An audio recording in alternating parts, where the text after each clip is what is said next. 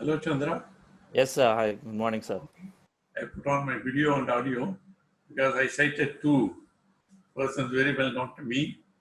One is Hari from London. He took my advice seriously. And then Mr. Madhav Nambiar is a very distinguished diplomat. Hello, Mr. Madhav Nambiar. Hello, sir. So it's a great pleasure to see you, sir. Thank you, Madhav. And thank you for organizing this. And I think it's a wonderful program. And I was very happy to be here yesterday also. And I'm looking I forward. saw your name, but I was not sure. Now I saw your face. I said, yes, same Madhav Nambiar. So I had the courage to talk to you. Yeah, I'm very much there. I normally don't come on the video so that the bandwidth is better. That is why. No, I also don't put on my video unless Chandra calls me. But today I saw you, and also Hari, where are you? I saw his glimpse of Hari photo. Yeah, hello everyone. Good to see you.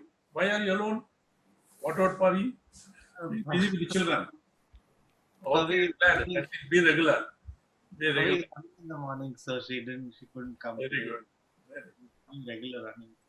Thank you, Mr. Madhav Nambiar is a very distinguished foreign service officer, celebrated diplomat. No, I'm more in the IAS, sir. I was Sorry, secretary. IAS officer.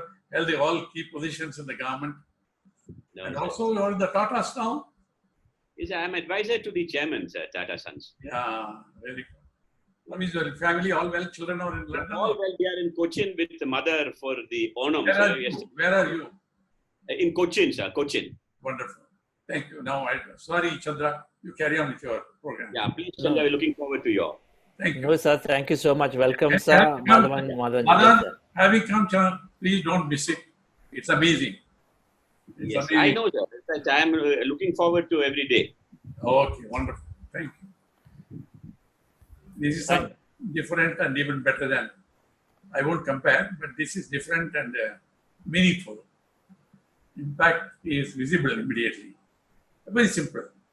But don't go by the first appearance of Chandra. He looks too young, but he's a very, very wise man and he's an excellent teacher.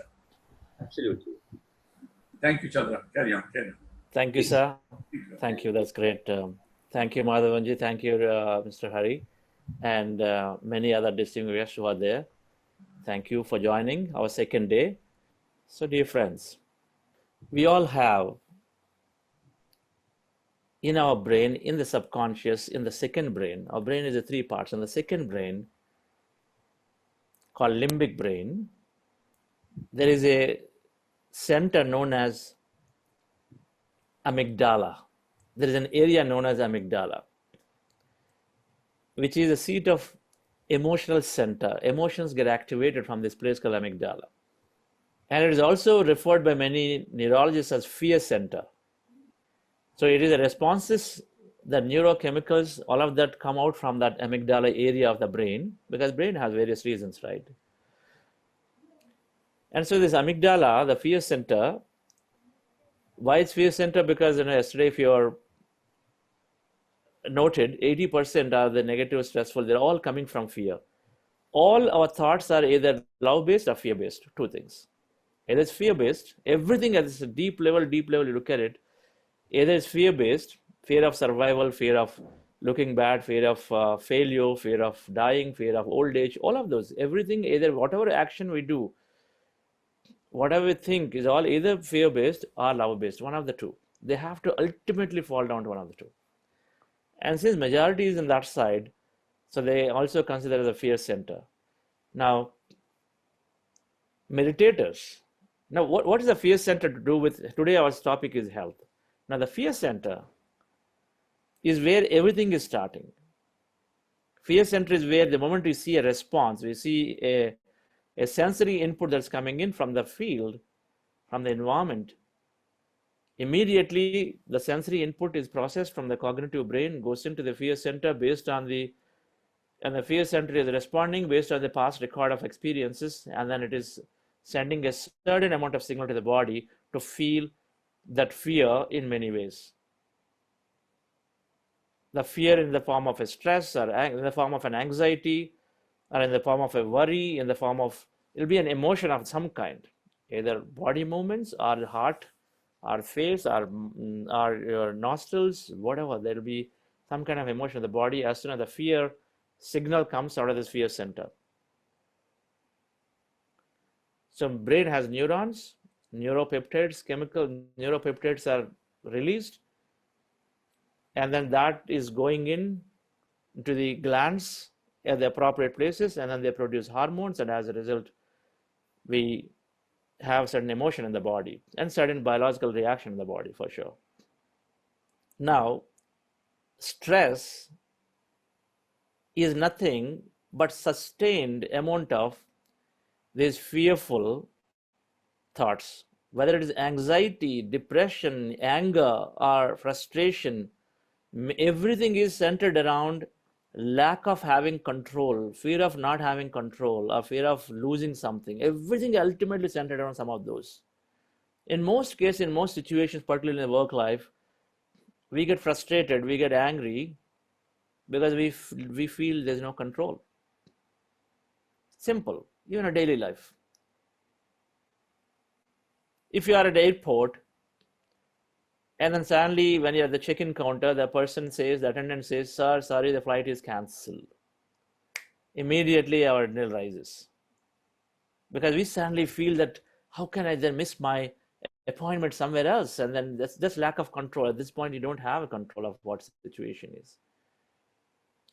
Then we say, okay, I have to absolutely go, so put me in the next flight. Now she said, no flight till evening. The next flight is full, I'll put you in the evening flight. Then it becomes even more, because then we feel like completely no control of the situation at all. So we then even more get angry. We lose cool even more. So when we don't have control, we lose cool. That's also, it's an inherent fear of lack of control. That's how we feel. So we lose cool and then we express something. That's because that's happening from this fear center. The fear center is sending the signal, and then body is producing this emotion of anger. All stress is, ultimately doctors talk about stress is basically having these fear center driven emotions that are going into the body and then being there. Now, while we're going to learn that more, but meditation, Boston University and then many other universities have done studies. In about 8 weeks, 6 to 8 weeks of meditation, it has reduced the neural activity in the fear center. It shrunk the fear center. Meditation on a regular basis, when it's done, it reduces the activity as well as the shrinking of the fear center, while it is expanding other areas of the brain. One of the main reasons when people start practicing, within a week, they'll say, I'm staying cool now, is because the activity in the fear center is coming down, coming down, coming down.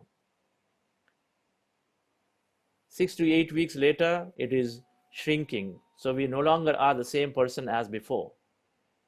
Everything is around thoughts and feelings create a reality. So how do we get my thoughts changed? So one thing, and very important thing, is this fear center activity has to be reduced and reduced. And it is that meditation that we are doing.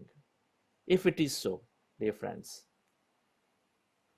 that practicing that simple breath observation is going to help us reduce our fear center. And as a result, all emotions that are non-supporting emotions, those negative emotions, anxious emotions, stressful emotions, worrisome emotions and thoughts, if they all can be lowered down, volume of that can be lowered down. So why would we not practice once again today? We go into ourselves. We go deeper and deeper. We're observing our breath. Of course, the monkey mind wants to go back to the thoughts, bring our attention back again, goes back again, goes back again. But just by doing that, we are resting the mind so much. While we're resting the mind, when we rest the mind, then we're giving the body a real opportunity to repair and then grow and expand areas that are required. I keep mentioning this every time.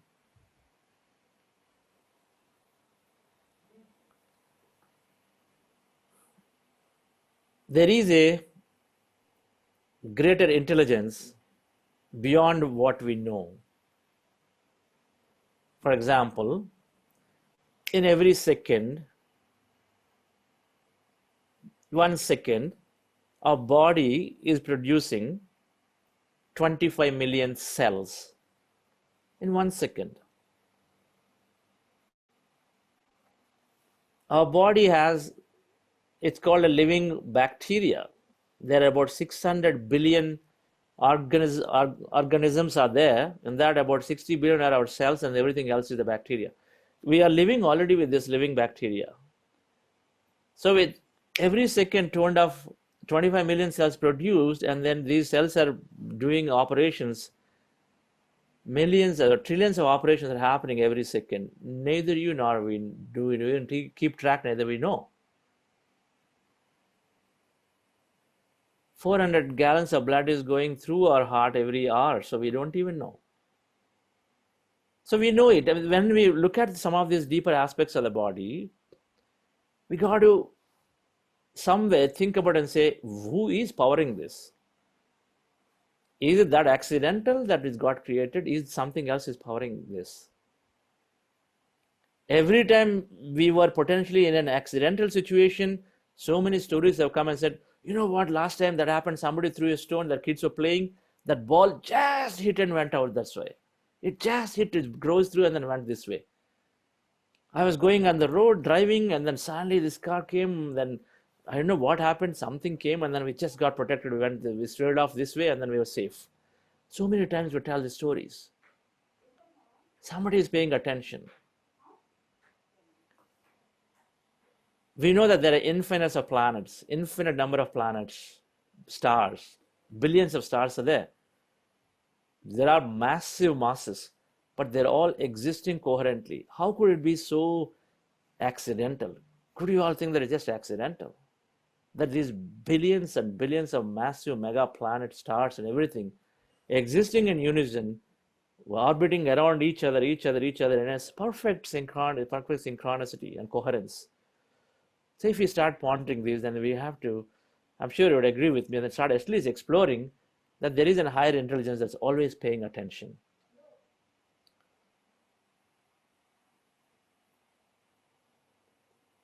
So when we go in and when we give full rest to the body, when we do not tamper our mind with things that are unnecessary, our original nature, like a small child, is to be totally free. Not hold on to the experiences, and then based on the experiences keep inferring, and then be very analytical. If we can be like a child, then we'll be so happy. Right? Because child is forgotten the next moment. Even though they fight and the mother scolds, the next moment it says, Mama, come. That's all they know. There's no carrying of anything. So if we can take this route, then the health is super perfect. Because then we're letting the body function by itself as its natural best. The natural best, that intelligence of this body is going to take care of itself.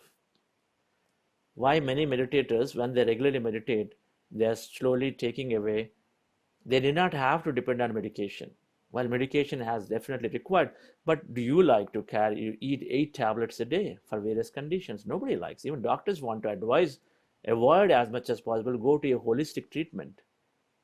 So meditators are able to gain that perfect health because they are not tampering with the body system with those stressful emotions. So it is that meditation, dear friends, that let's go in once again. Go deeper into ourselves. We will do like yesterday, heart elevation,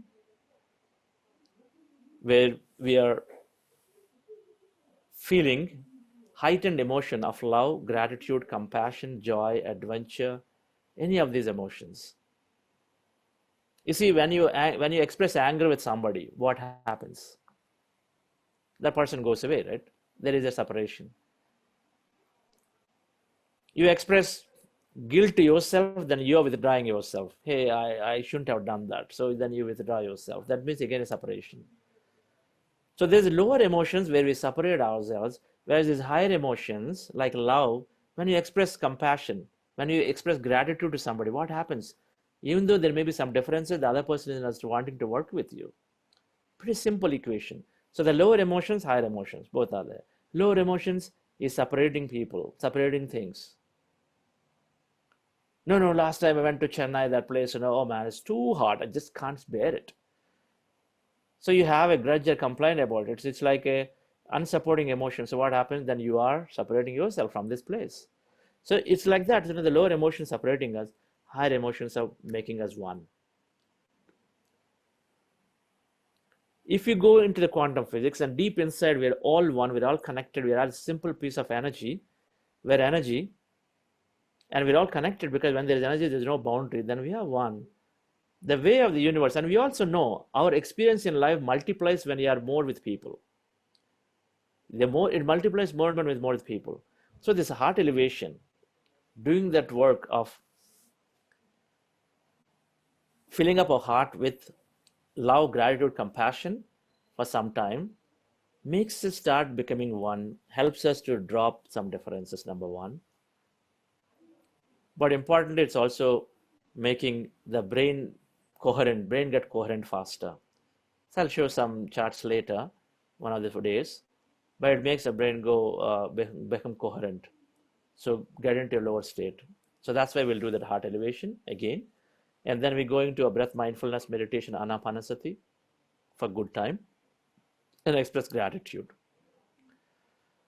So yesterday I asked you to recollect your experience from the session before closing.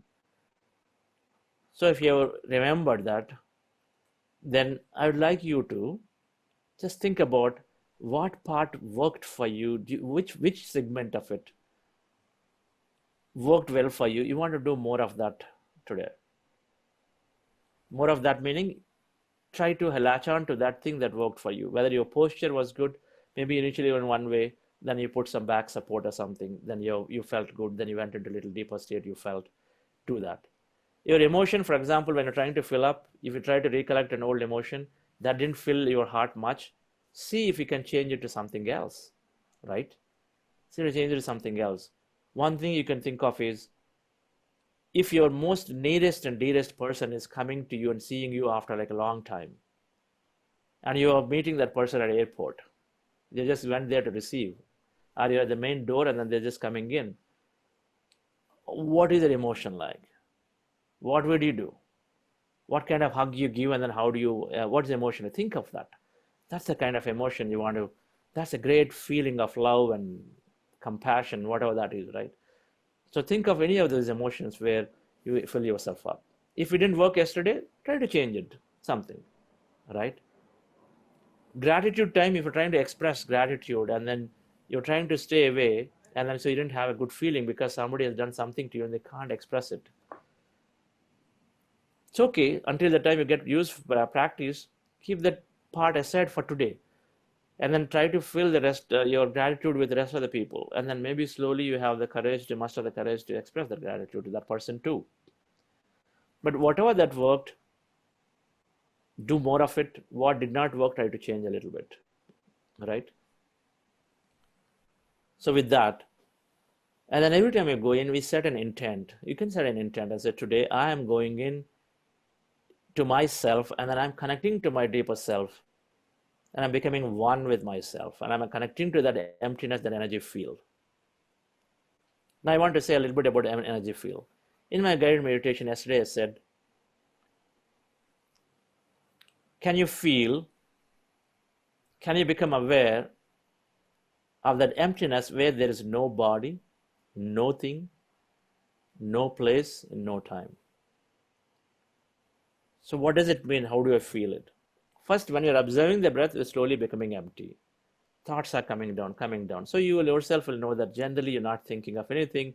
Maybe one or two stray thoughts, maybe they're stray thoughts. So then you are there. So as we go into the second part of the meditation, then we're shifting. The music also changes, usually from a flute to something else, a little more Western, but it sort of supports me also to guide a little more. And that time, when I say, can you become aware of that emptiness where there's no body? So in your room right now, if you have somebody with you, or in your house somebody is there, in that when you with your eyes closed, if you put your awareness, now there is feeling, sensing, awareness. There are three words are there. Sensing is with your sensory perception, we sense. Right? We have the five sensory perceptions, we are sensing, touching, hearing, all that, right?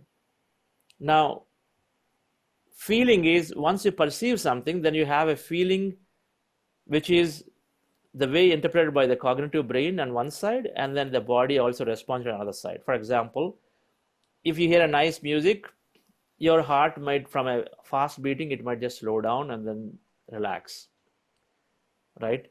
Your brain also will go to and say, so that peaceful feeling. Your brain is sort of giving you that peaceful feeling. And then it also produces a certain amount of chemical called dopamine. It makes you feel good more at that point, right? If somebody is suddenly big bang sound is there, you know that's the moment that sound is heard, suddenly the heart starts beating. Oh, what happened? Right? That's the body emotion. Whereas the feeling also in the mind is the cognitive brain is trying to pull out and say, oh, last time I heard it is like a big bomb, or it's like that supersonic aircraft that's just going by. It just really blew my ears off. So all that fear things that will come back immediately, which is like if you record as a fearful thing, it just come back, right? And then it's producing a fear chemical at that point again. Now, so sensing is through sensory input. I use the word sensing, that means you're in the body. I use the word feelings, that means you're still in the body. But when I use the word awareness, you're not in the body. See, awareness is right now. If I ask you to just close your eyes and say, can you become aware of your nose? You just close your eyes, you're not touching your nose. I say, can you become aware of your nose? And you say, yes, you know that there is nose. You're not touching. You're not, so there's no touch, hear, smell, any of those. But you know that it's there, right? You know that when you close your eyes and say, can you become aware of your nose? You say, yes, it is there. Generally, you know, even though you're not looking at the mirror, but you know it. Same way, when you have your eyes closed, I say, can you become aware of your left side? And what do you perceive at that point? As with awareness, what do you perceive? In this wakeful state, you will say, okay, I have some furniture, and then I have that wall a little away, and then beyond that, you'll probably construct and say there is some person in the other room, like that, right? So that's an awareness of various things. But when you are going to this empty-minded state, when I say become aware of no body, no thing, no place, it means that actually it's actually that's what is happening. Because every thought is about a person, place, thing, and we are lowering the thought and becoming zero. So there's no thought. That means you don't have any person in mind, any place in mind, anything in mind, which means your left side and right side have to be totally empty of anything out there. You could try it out, right? When you close your eyes and become aware, right now you may be becoming very aware that yes, this furniture is there. And I say become aware of yourself, then you will feel that, okay, there is a physical body. You're sitting on the chair, there's a physical body, that thing you will feel. But in meditation, as you're becoming empty, you'll be surprised. And yeah, it's the same thing. When I say, can you become aware? So start becoming aware and see what's there on the left and right for you. What's there with you? The moment you feel that, hey, I'm half empty, I don't feel existence of some parts of the body. Not everything happens in one day, but some will experience, say, becoming aware of myself, then you yourself will say, okay, my hands are not there. Oh my God, what's happened? And then your left side, you'll probably just experience some kind of darkness. The right side, like Hari is there with the child, probably Hari will not experience the child anymore. Instead, just an emptiness continuing. That emptiness could be darkness. It could be black for somebody. It could be gray color. It could be blue color. It could be some people it's light, whatever that is. Whatever that means to you as an emptiness as you grow up as a child, that's what it is. It is emptiness, it's void, right? So that's what when I meant by emptiness is that it's not a visualization process. It is a result of having gone into an empty state of a thought in the mind, and that we are doing through observing the breath. Right, friends? So let's try it out. It's fun, right? And as we're getting into that emptiness, that's nothing but that's the energy field. That is that quantum energy field. That's what quantum physics is saying. Everything is energy. We are only a little bit of mass, the tiny mass. And so the moment you focus all our attention of all thoughts, which means all place, person, thing in a time, then we are nothing but that energy. That's what we experience energy. So many people in meditation, when we say we draw a lot of energy, we receive a lot of cosmic energy, is nothing but we are merging with that energy field where we are experiencing our real self, where everybody is connected. So you and I all become one in that field because there's no separation. But then we have an observation of a thought of specifically saying, me as Chandra, I'm going to look at it, and then this is my laptop, I'm going to look at it, so then boundaries are formed. But this is a complex process of how an event is happening. So we'll feel that whole, we might experience little uneasiness. Sometimes we feel euphoric, we feel it's so blissful, you didn't want to come out. All those states are experienced possibility will be there. But just stay with it as much as possible. Be a witness and be an observer.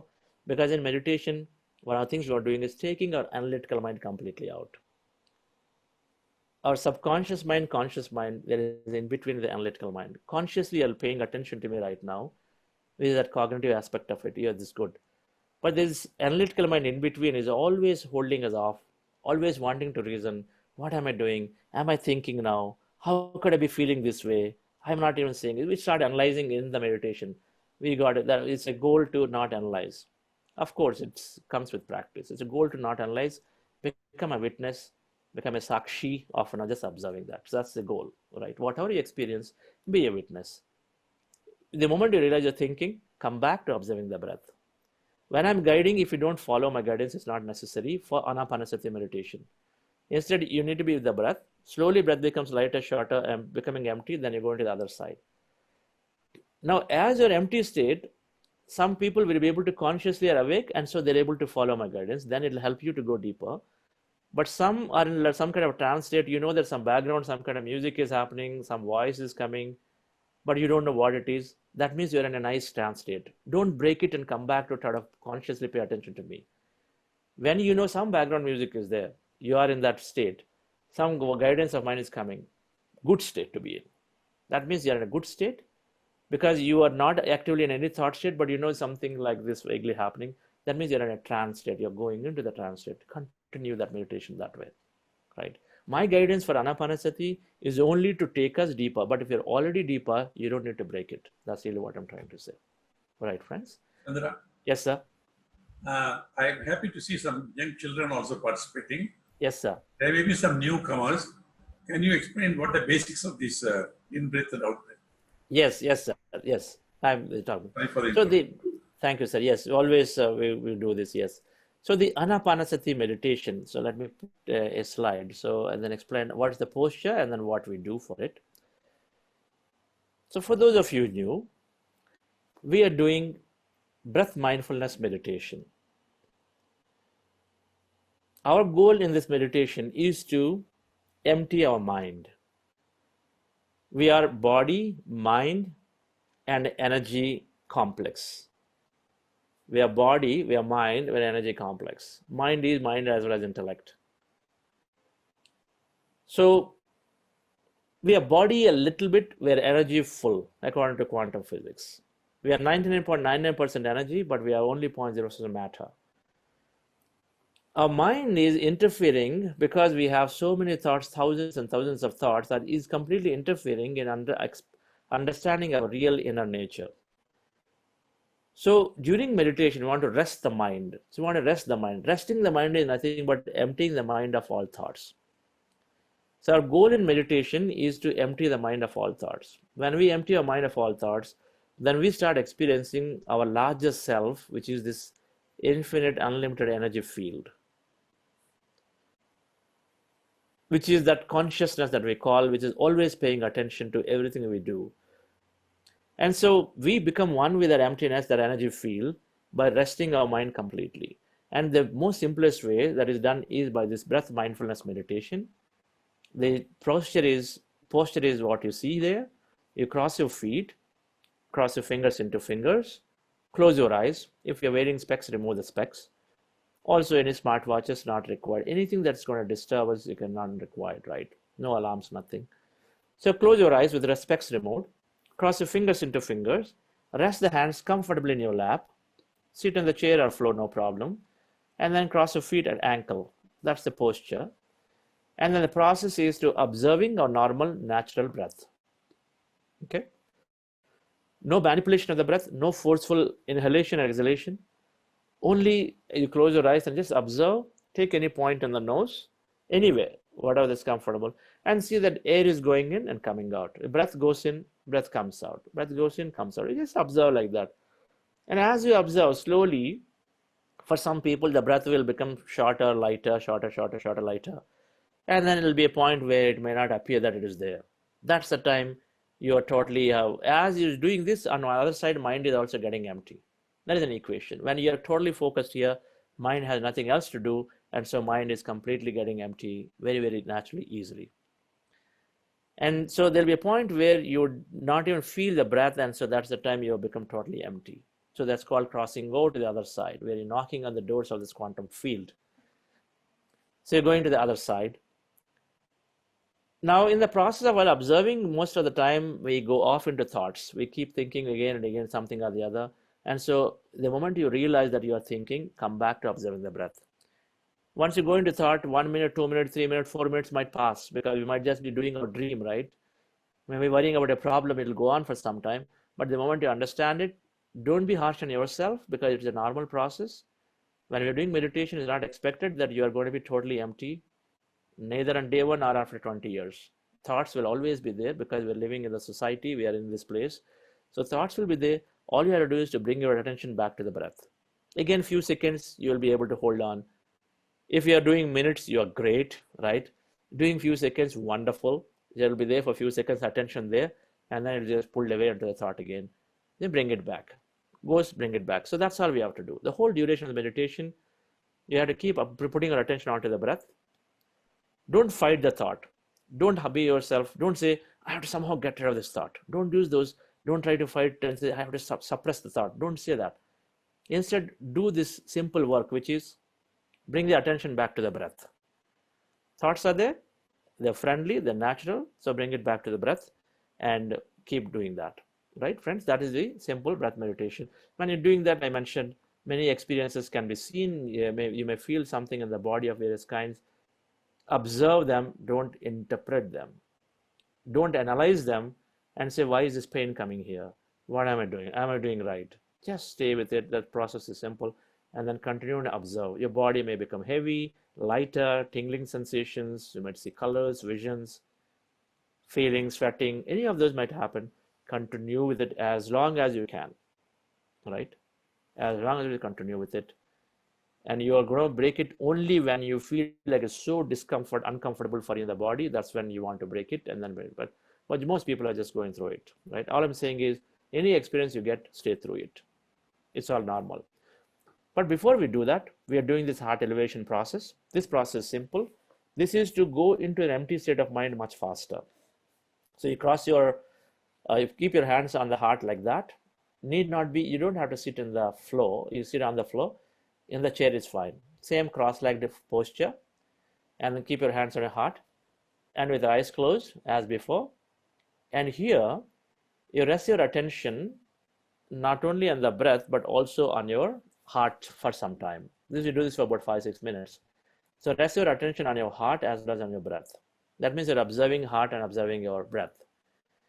Take a slow, long breath, and then feel your heart inside, that heart which is beating, right? Because that's the seat of all emotion. And then I'll ask you to fill up your heart with a love or gratitude kind of emotion. How do you do that? You recollect an event of your past, spending a time with a child, spending time with your parents, spending time with an orphanage, or I don't know, somebody who is in trouble, or you are just having a nice adventure with your friends in Himalaya trekking. Wherever you felt you are always becoming one with people, one with nature, one with things. That's the crux of this emotion. Things that make you one with others, not things make you separate, right? If you think of peace, peace is where for yourself, calmness yourself. Love is always with somebody, gratitude to someone, adventure you're doing with nature, you see? So use those, nature with a set of people, appreciation given to somebody, right? Bliss is an exception, where bliss means you are one with the whole universe, right? So express these emotions, fill your heart with that emotion by recollecting any past. So I'm going to actively follow my guidance very actively during heart process. Whereas the breath mindfulness meditation, the previous one, my guidance is secondary. Initially, as a beginner, my guidance here is secondary for this. Beginner, you can follow me so that it will help you to cut thought. and it'll help you to go deeper, but it's secondary. Your job primarily is to observe the breath and then go into the emptiness slowly, right? Dear friends, so relax yourself, and I'll be playing music as we meditate, and the music will help us to go deeper states. You're not focusing on the music. Music is helping you to go into an empty state. Relax yourself, sit comfortably. Those of you new, if you wear headphones, generally it's great, it's a lot more effective. If you have headphones, do wear them if you're comfortable.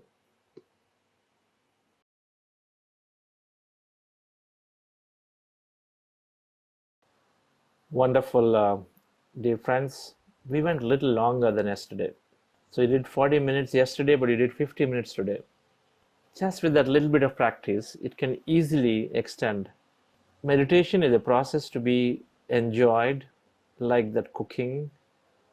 Like if you read, you read for enjoyment, spending time in the garden, so like that. So when you start approaching meditation for enjoyment, all the benefits come out of nowhere. It's only when we expect, only when we make it predictable. Oh, okay, so yesterday I had this, today I must have something. When you make it predictable, when you try to make it predictable, then it doesn't work. The whole meditation practice is the concept of quantum model, which is all unpredictable. The mind and analytics logic is all the predictable Newtonian model. That means, when there is a specific mass and velocity, then you know exactly where this object will show up or the event will occur. But in quantum model, it's all unpredictable.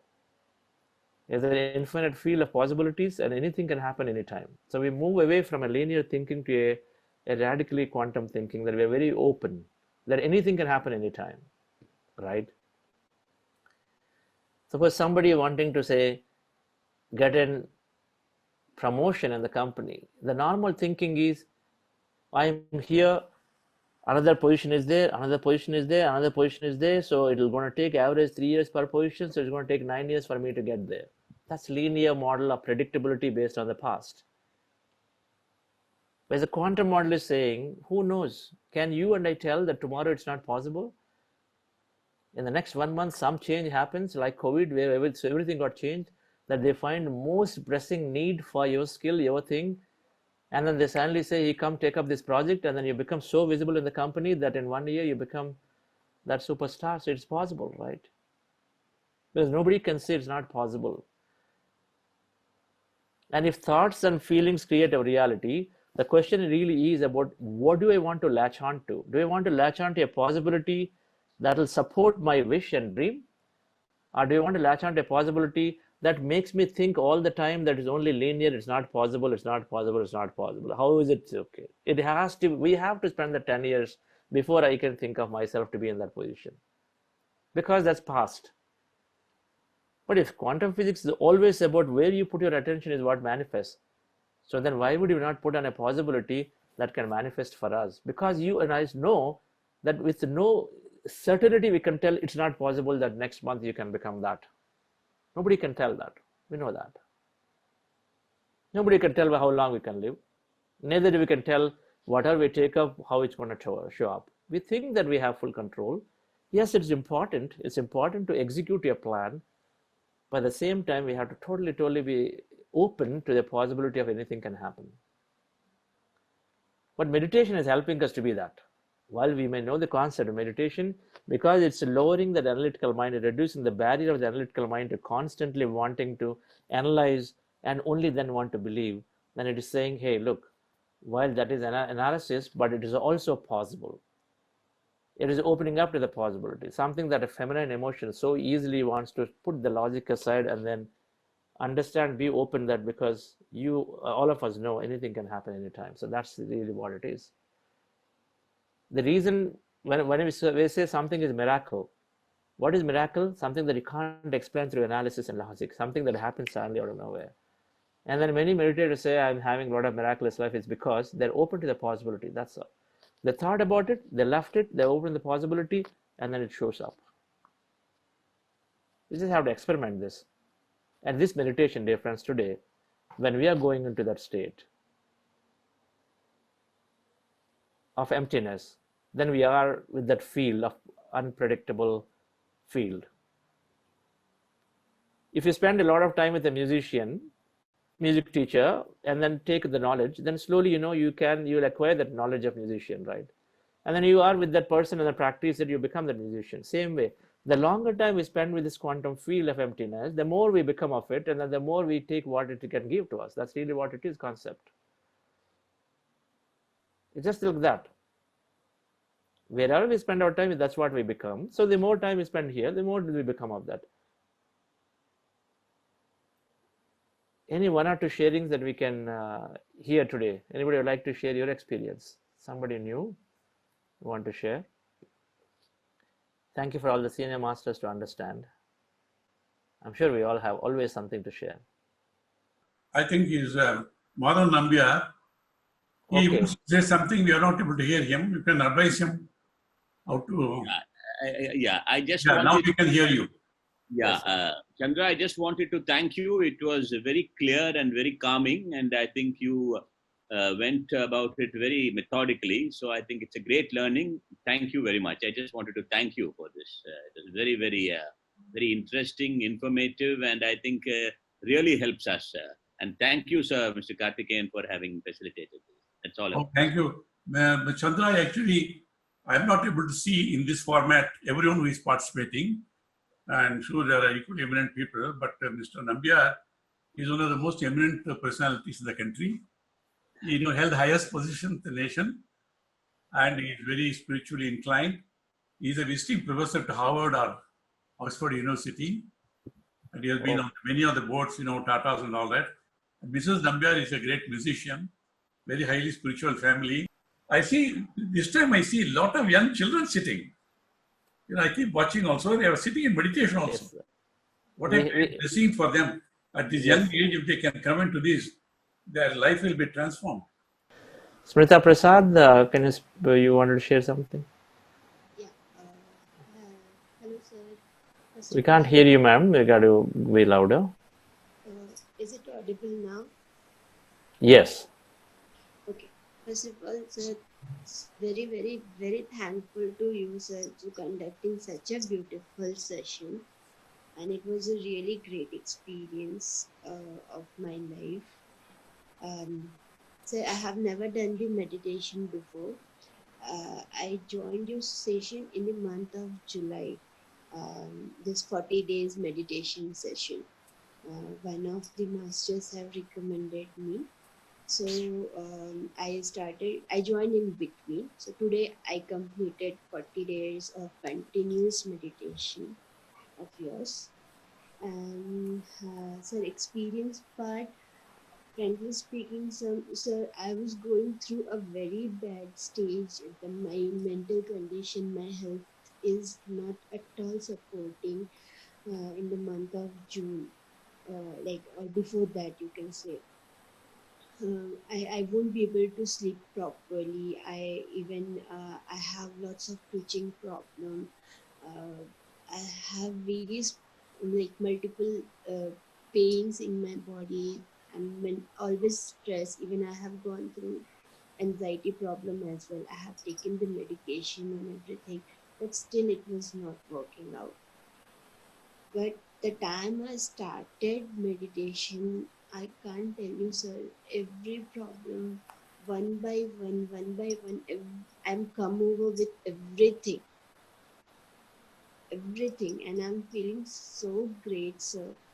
And when I started this session, that manifestation, what you said, like there are few things in the corner of my heart, and it's automatically started becoming fulfilled, and it was really a wonderful feeling for me.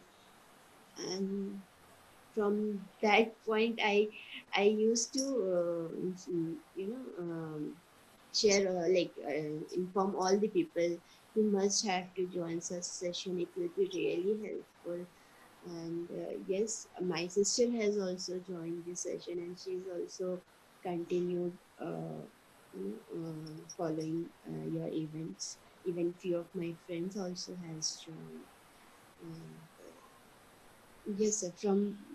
From my experience in from today's session is from past 2 days, I'm while heart elevation, somehow I am getting tears in my eyes. Is it I'm doing something wrong or it should not be happen? Thank you, Smritaji. That's wonderful to know that you have really this meditation has helped you transform. I'll talk about that heart elevation. So, where are you calling from, Smritaji? I'm staying in All Bombay. that. Bombay. Okay, brilliant. Yes, so that's very reassuring for sure. I don't want my thing. Without health and energy, there is anything that we can do. It always goes back to the basic. And thank you for following through. And it is great to know that you finished 40 days. Heart elevation, tears, they are joyful tears. When we become one with everybody, when we feel the love and affection to all, then it is natural. That things that we held back, it is natural. It's a way of the body to express it. So it is enjoyable feelings to continue. It is nothing that you need to do about it. It is many people have this as a common experience, both in the heart elevation, also sometimes in the gratitude, right? So either way, it's fine. So thank you for sharing that beautiful experience. We would Sir, like I you to, have one more question. yes. You're saying while meditation, something is radiant from your body. Um, Something you're saying, no? It's some energy is releasing from the. What kind of sensation we feel at that time? Okay, so when I'm saying as part of heart elevation, I said, can you radiate your energy beyond your body onto Yes, everywhere? that Now, see, sensation. it is simple, right? Every thought is energy. So you release a thought, I love you, I am, I salute you. When I say I salute you, I bow down to you. When we release a thought, and there is a certain energy that a thought itself is an electromagnetic frequency. It's an electromagnetic frequency, which is basically a form of a packet of energy that's going from your body at that point to somebody else, and that is traversing beyond speed of light. So it goes really like that, right? So all we have to do is to think, and then all we have to do is to get ourselves into that feeling of love or gratitude. What is gratitude? When you somebody help you and you really feel good about them, you want to really at all your heart you want to thank them, right? So that's gratitude. So the moment you feel it, based on your past experience, and if you feel it, then automatically the body is emitting, right? The body is emitting at the lowest cellular levels, emitting that electromagnetic energy, and that energy is going. Now, sometimes you feel it, you don't feel it, Yes. right? You don't, many people may not feel it. See, as you become more and more sensitive in meditations, as you meditate more, then you'll have this intuitive feeling of energies. When you meet a person suddenly, so a lot of times women have this capability. When you meet a person, then you sense the energy of the person. Like you feel again something reflecting, right? So we become more sensitive, we become more intuitive, then we'll start observing and now paying attention to the close energies. You say, hey, this person exhibiting some positive vibe. Somewhere you feel elated. Based on that feeling elation, you feel that okay, there's some positive vibe is there. That's because you felt that positive energy around it. So it is a subtle thing that you slowly as you practice, some may get to understand it. But if you didn't understand or understood, doesn't matter. That's why I said, can you radiate that energy means, can you think and say, hey, I'm sending my love and compassion to all the animals, all the beings, all the people on the planet Earth. That's all. All we have to do is to just send that out, thought out with a lot of feeling. Will you feel or not is a different thing, but just do it. And when you do it, and then don't doubt it, because that's the science of quantum physics. Every thought is energy, and then it traverses into the field. And it's going to go and then be received by the equal frequency. Whoever is looking for it is going to be received by them, right? Yeah, That's all. I'm feeling some kind of energy is going out from. Sure. It starts from the hand. Start from the hand. Sure. And sometimes while the session is completed, but still that kind of sensation is moving out from the body. Sure. We'll talk more, Okay. Smitaji. I would like to get to a topic. All right? Okay, sir. Yeah, yeah. All right. Thank you so Thank much, you. sir. Yeah. So, friends, we wanted to talk about health and energy, how the body is gaining health. You and I know that we cannot afford to fall sick and stay away from work environment, let's say for 2 weeks. If something is not right and you stay away, you don't like it, neither does the company or the managers do not. Because ultimately there is an impact, right? And then if you are career oriented, you definitely don't want to be missing on that, right? If you're regularly staying out of work because you have this long chronic illness that keeps you away on and off, on and off, no way. You feel like you're held back. Something that I was feeling indirectly somewhere at the back of my mind when I had this my ear issue. Every now and then I get to travel, then I was like pulling myself back. And if you are feeling low with energy and the health is not good, but you have to drag yourself to office because there's just no time, the boss is not tolerating company, or you're a teacher, you got to drag yourself. The other day I was hearing some other teachers' issues. When they're sick also, they have to go to the school and they try to teach, and then children are so sensitive, they sense it, but then they're forced, they have to teach. So you're not well, but they can't teach. What kind of message do we give to the children, very young children? On one side they feel miserable, on the other side you can't contribute, but then school system doesn't support it. But then how do you keep yourself healthy? Now, while we can blame externally, but can we gain that health?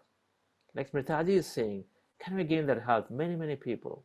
What is happening? Why are we not having that? Why are we not keeping that health? The reason, dear friends, is stress.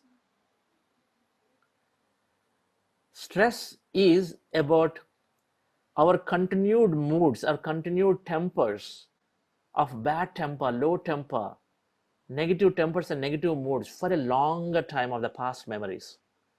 What is stress? Stress is another word, sustaining ourselves in a lower bad mood for a longer time. For example, in your work environment, if you had a fight, say with your argument with your boss, fight means you don't have peaceful fights, you had an argument, and invariably somebody, that boss might have actually put you down. You might feel you're right, he's right, but then that argument was there. Then what do you do? That argument is over. Will it end there? It doesn't end there. Then what do? We go to the lunchtime, we sit with the friends in a corner and then express the whole thing. We relive it, the whole thing, with an emotion and a feeling. Then you go home, and then at home you say, bad mood, don't disturb me. Then we'll say, your wife asks you what happened. Then you tell her, then you start the whole story again. See, he's so mean, so idiotic, this and that. This is what has happened to me. And you relive it again. Next day morning, those things are there, press buttons are there. Again, the moment you see, the body raises. What's happening every time you relive a low condition? A body is going to something called fight or flight mode. This thought that you have, that anger, the frustration, or somebody has vacated the body, somebody probably had a deep illness, or not, suddenly you lost them. And so we brood over, we think over again and again, and grief about it. So we are continuously having these feelings of sadness and then frustration, anger. Now, when you do that, dear friends, our body is going into something called fight and flight mode. This is a very important concept in understanding health. And we might go over 5 minutes, but stay with me on this, right? Now, when we go into this fight or flight mode, fight or flight, you see the word fight. That means when there is an imminent danger to the body, it does two things. Either you're running away, right? You fly away, flight mode. Or if you can't fly away, then you got to fight, right? There are two things we can do, isn't it? You're walking in a morning, nice walk, and suddenly if there is a dog chasing at you, what do? If it is open enough, you might run. If it's not open enough where you can't run because suddenly you're in a point where there's nothing to nowhere to run, then you got to fight. So now what's body doing? It's very, very intelligent. That's why we say this body is so intelligent. The body at that point pumping a lot of blood into your hands and legs, so that your hands and legs get power. Legs get power so you can run, hands get power, you can fight. You're with me. And the second thing, A body is diluting your pupils and say I pupils, so that where you can only focus straight. It is making your eyesight so straight that it doesn't get distracted. Even something on the around side comes, it does not let you get distracted. Instead, it make you focus straight because it wants you to be really, really protect yourself. The cavemans, when they were in ancient, when you're living in forest, you need to do that. Because some animal comes, you got to be so straight and then focus, you got to protect yourself. But then guess what happens? That animal chasing goes away. The dog chasing at you, the moment the owner of the dog held on to it, then the dog is gone away. So the moment dog goes away, in the next couple of minutes, slowly the body starts coming back to the normal state. But initially what it did, it pumped a lot of blood into your legs and hands. It dilated your eye pupil so that you have a focus only straight, nothing else. That means whatever, anything that's happening on the other side, you don't have. But tell you what, along with that, it is doing something more. During that time, it is shutting down all the systems of the body. It shuts down your digestive system. So no digestion. It shuts down your cognitive function, no decision making. You don't feel like reading, writing, nothing, but you know it. In a stressful situation, it does not support, body never supports us to actually do anything creative. Our decision making is not there at that point, because what it's doing, in order to put extra blood into your legs and hands, it is shutting down anything that it feels is not necessary at that time. Right? So digestive system is not necessary at that time. Our sexual gland system is not necessary at that time. You don't need your heart system at that time. You need only thing to the extent that the blood and blood has to be pumped, so it needs some of it. Thyroid, it doesn't need anything. It definitely doesn't need the pineal gland, pituitary gland systems, because they're all shut off. It cuts off all of them because it needs extra energy. It is common sense, right? You know, when companies say focus, focus, focus on one project, what do? We take our attention off of everything else, and everybody is put onto that, just like a COVID situation. Every medical officer, everybody's been put on, moved off on everything else. We said, wait, cut off, no facial surgeries, no this surgery, no that surgery, everything been cut off, isn't it? Only thing we're attending to was the basic survival issue. That's what his body is doing. So far, so good. When you have in a fight and flight mode, when you have imminent danger, it's good. And this is the time where body is dumping. When you are into this fight and flight mode, it's dumping what is called cortisol. Cortisol, this hormone, chemical that's getting into the body, flooding into the body. And it's so that it can shut off other systems, but it helps to increase the blood flow. Good that time. But the problem is, when it dumps those cortisol and 1200 chemicals, we want to restore back to a quick state. Now, a dog chasing you stops within a second. So then immediately you know that your body becomes normal. After a few 2 to 3 minutes later, body becomes normal. This chemicals withdrawal will take a few hours. Your heart beating will come back to normalcy 2 to 3 minutes later. But chemicals that are dumped, at least 1200 chemicals, including the biggest causing thing called cortisol, is there. Your adrenaline is pumped. Those all will take time to slowly withdraw from the body. Now, what is the connection?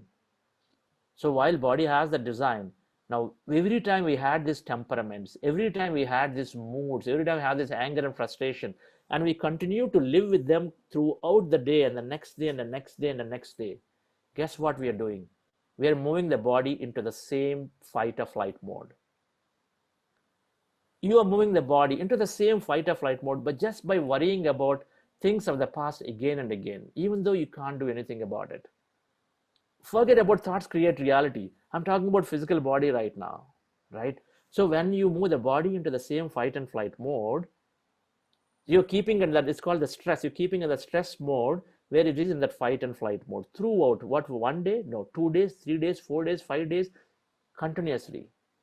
This is why, then what is happening now when you're in the body in the continuous in the fight and flight mode, because you're constantly thinking about the same frustration, anger, and reliving it again and again. So you're keeping that higher tempo. So that means your body is full of cortisol all the time. It's in the fight and flight mode.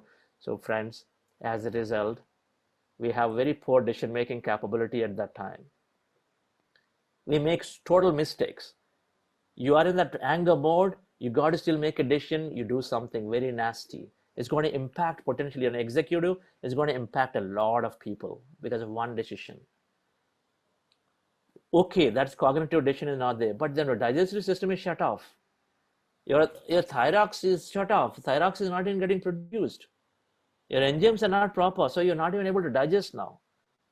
Tell you what, that's why people who are under stress, the indigestion, insomnia, sleep is not there because that chemical is not even there. The melatonin is not getting produced in the pineal gland. So there's no sleep, insomnia. So no digestion, heartburns, ulcers, everything, my friends. 95% why doctors say that most of the diseases are because of the stress is because of this. Now you understand that other than one or two functions in the body, everything else is being shut off because we're constantly in a fight and flight mode. So what is the solution then? The solution then is of these emotions. And that's where meditation is, friends. Meditation is helping us to be not living in the past. Meditation is helping us lower all the thought frequency of this frustrating, anxious, worrisome, all those thoughts. It's taking them out one by one by one by one. And the stress-related disorders, like whether it's anxiety, whether it's depression, whether it is obsessive compulsive disorder, whatever those are, everything, addiction, addiction, many people who are in the service industry, whether it's in IT, whether it's in doctors, whether it is anybody, where you are driven by the society, where you are supposed to always help people, right? We keep helping, and there'll be a point where we say, you don't have control of your life. We just are driven, and we go, and the net result is what?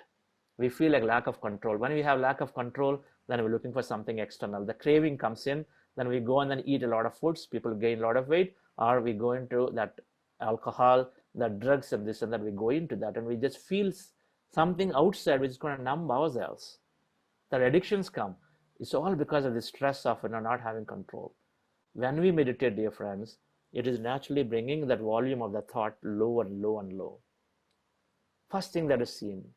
I'm not surprised if Smitaji has said that everything has been solved. Whatever may be the reason. But they all will come back into control, and so what? Our body becomes so natural. So we are not interfering into the system. So we're not producing that cortisol into the system again. So as a result, body becomes very naturally starts working again. So all systems function well.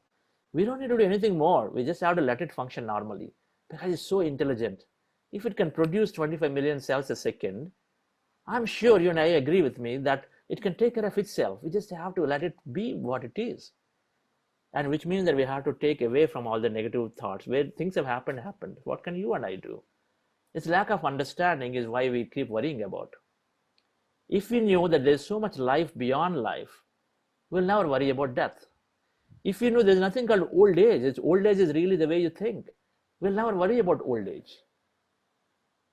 If it is not the case, how could people be living in Himalayas and some other places for hundreds of years? There are any number of cases. There are people are living happily. So why is that for some people can live 120 years, while many people at 60 years and saying, my age is done?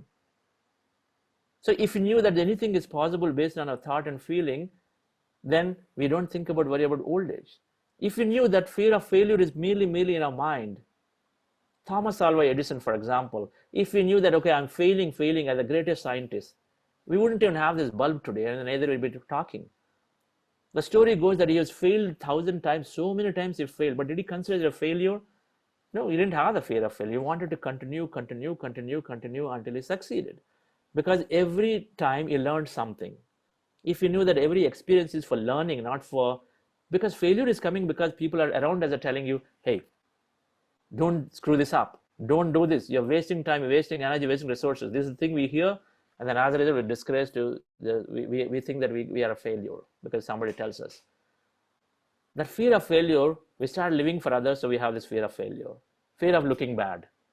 Because of which we pull back and we worry. If somebody is push you, then we worry about it. So all the worries, dear friends, are there, which is causing us to be in a stress flight mode. Meditation is naturally deactivating. Meditation is centering ourselves. That is helping you to connect to your whole self. And as you becoming whole, as you understand this concept that you are that infinite field, Aham Brahmasmi in the end, Yad Bhavam Tad Bhavati with that, then you slowly understand that what am I chasing? Why am I bothered about somebody saying something about me? You gain your life back into your hands. You start becoming self-expressive, self-aware. So that's how we slowly lower. On one side, neurologically, meditation is helping. I talked about in the beginning that fear center amygdala. It is reducing the volume of the fear center so that we don't worry about this. Neurologically, it's supporting because it's shrinking that. And guess what? It's also helping expand the frontal brain. I'll talk about that tomorrow or some other day, assuming we get enough time in these 5 days, where how it expands our ability to learn something new. On one side, it shrinks that area where it's all about negative, all these fear centers or fear emotions. On the other side is helping us expand to learn something new, the new that we're learning today, which is making us realize that, okay, I'm the one that causing of me and then causing my health issues because I'm carrying this thought. That worry thought, what happens to me in COVID if I go out? Worrisome. If you didn't worry, you actually are helping the body to actually gain so much of T cells. We're at 12:30, so I'll talk about how our health, that heart elevation process that you are doing is actually helping increase your immunity. On one side, you're helping body function properly, and then as a result, on the other side, when you do heart elevation, you're actually increasing a lot more immunity, creating a lot more cells into the body that can fight anything. Friends, meditation, we recognize, and every time we did these programs, when they're going through the 3 to 6 week program, long enough that you have to sincerely meditate, you yourself will tell that many conditions you're able to heal. Example is me, and then example is Smritaji, and many people like that. Health is in our hands. It is not with something else. It is by just letting the body naturally function itself, so it is there. Now there is something more beyond it. One is gaining back what we had. Now second is curing things that you never expected that will happen. By upregulating your genes, by having a heightened emotion and a greater expansion of knowledge, where you can actually go in and reprogram the genes, which is what epigenetics will also learn, where you're healing, you take it to the next level. You're healing, you can take it to the next level, where doctors say where it's not possible, but many people are able to do because they are able to, and recognize that it's psychosomatic and they're doing it. So thank you, friends. So this is how meditation is helping. The more we practice, we are there. And then we'll meet back tomorrow again at 10:30 a.m. our time. So we have 2 hours every day, right, for this next 5 days. And then we'll learn more about health and how meditation is keeping a body energetic, and also sleep, how it's helping us gain perfect sleep, right? So have a great day once again, and then we meet back tomorrow. And then Karthikeyan sir, if you're there, your closing comments, sir. Yes, wonderful day. Great, nice experiences, more learning. Yeah, thank you very much. Thank you.